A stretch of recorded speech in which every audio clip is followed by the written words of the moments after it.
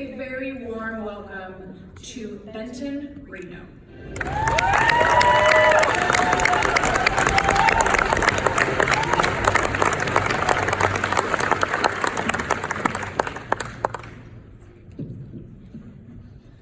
My name is Benton Reno. I'm 18, a senior at Ankeny Centennial High School, and I'm gay.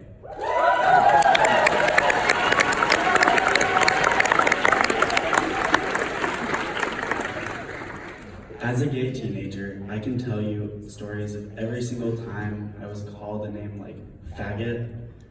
I can tell you about the times students left me out of recess because I was different, or all the experiences I have been treated differently in. Every queer teen can tell you these stories, and that is where the problem lies. It is expected when you come out to experience these sort of barriers. Whether that is the ability to live a life free from name calling, or knowing that I won't be treated differently due to my sexuality. All queer teens have certain experiences that we go through. Some are better and some are worse, but they are all similar in some way. So here it is, my 5 experiences that all queer students go through. Number 1. Coming out at the most inappropriate time. For me, that was Easter. Well, I had been secretly dating a guy for about a month, and we went on an ice skating date. That night, he had asked me to go to prom with him, and of course I said yes, because I really liked him at the time. It was later after saying yes that I realized I had to come out to my family.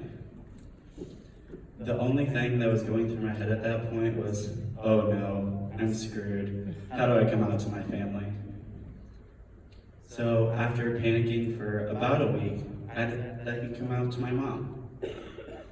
The only problem with this was that it was Easter weekend. So, of course, right on Easter Sunday, when I was about to say goodnight to my mom, I told her I was gay. Well, it was more like me crying for 10 minutes and then telling her I was gay. She was so loving and accepting of me, which also meant I could go to prom. But prom didn't have the romantic ending that looked like dancing the night away and falling in love, but more looked like him ignoring me all night and then dumping me 4 days later. But let me just say, look who's on stage now.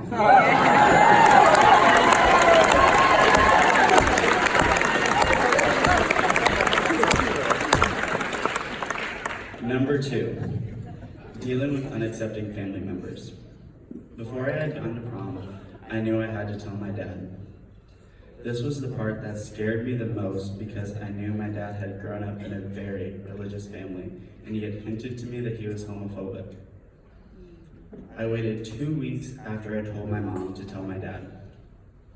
It was a Tuesday night, and I had just finished a tennis match, which, let's be honest, was no accomplishment because I wasn't very good. My dad had asked me if I wanted to go to dinner that night. It was then that I knew that this was my chance. I waited all through dinner to tell him, and finally told him on the drive home. He had parked his car in the parking lot. My hands got all clammy. I looked out the window trying to avoid eye contact because I knew if I just caught a glance, I would have broke down and started crying. I quietly said, "Hey Dad, I've been meaning to tell you that I'm going to prom, but I know you aren't going to be happy because I'm going with a guy." I waited for him to say something, but my dad said nothing. 10 seconds went by, but it felt like an eternity as I watched disappointment fill my dad's eyes.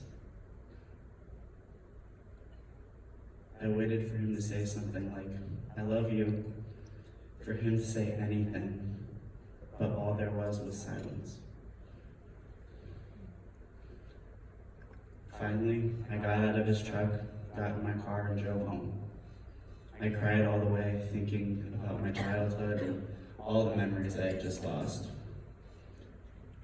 Ever since that day, I lost my loving, caring, and supportive dad that I once knew, and have gained this hole of what could have been. Number 3, getting called names for no reason. Walking down the hallways of school can be like a minefield for derogatory terms. I would be walking down the hallways of school when I would pass by some random person that I would barely even know. They'd mutter, "Fairy." Before I even started questioning my sexuality, I was already labeled as the gay kid. It made navigating school extremely difficult. After I came out, I realized I couldn't do the things normal guys could. In PE, I always went to the corner of the locker room to change in or out of my PE clothes, just to make sure nobody could accuse me of looking at them changing. Sometimes I would even wait till everyone was out of the locker room and I would change in the restroom stall, just because I was terrified I was going to be accused of being called gay again. What if someone had accused me of looking at them? I would have been humiliated. I would have lost all my friends.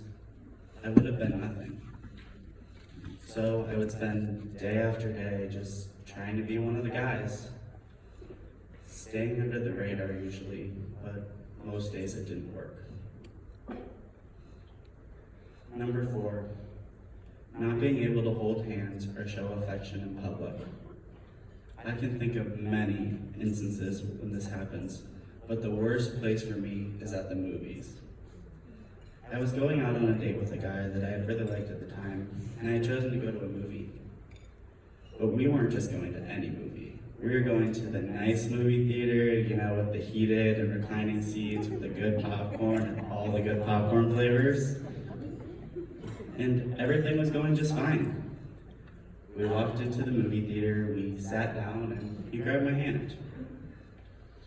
I, of course, didn't think anything of it because it was dark and I knew nobody would see. We had made it through the movie and the lights came up and I quickly let go of his hand. I had gotten so nervous that I was going to be judged for such a minimal thing as holding hands. We walked out of the movie theater and he kept flirting with me, but I quickly brushed him off because I felt every single eye in that hallway was staring at me.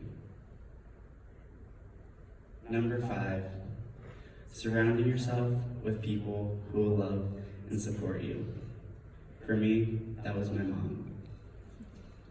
After I came out to my mom, it took her some time to get used to it, but nothing about our normal life changed. We still spent nights eating dinner and watching some sappy movie that we had rented for the night. And once she had fully processed this part of me, she was all in. She sought to understand more about the LGBTQ+ community and a daily life for a gay teen. She sought out people to help her understand and would always express of how proud she was of me for coming out to her.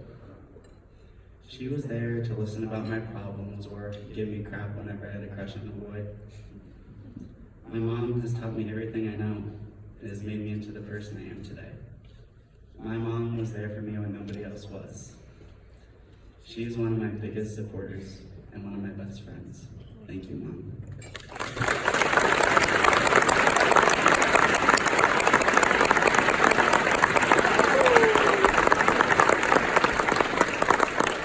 One day, she found this organization called Iowa Safe Schools and told me that I should apply for this thing called the Student Leadership Council. Little did I know that it would change my life forever. They have provided me with the resources to be successful in and outside of school and have given me a platform to make a real change in today's society.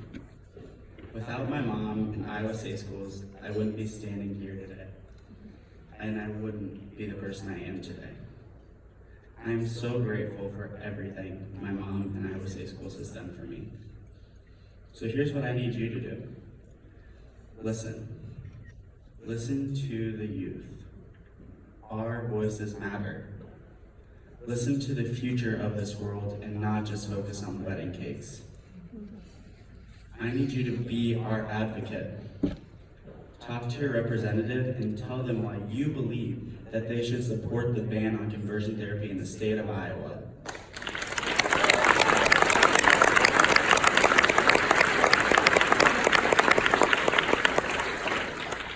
Do something positive in the lives of an LGBTQ plus youth. Give them a safe space where they can express themselves. And finally, support us. Support us through great organizations like Iowa Safe Schools who are working to create positive experiences in the teen lives of queer youth. Thank you all so much for letting me come out here and share my story. Thank you so much. Have a great night.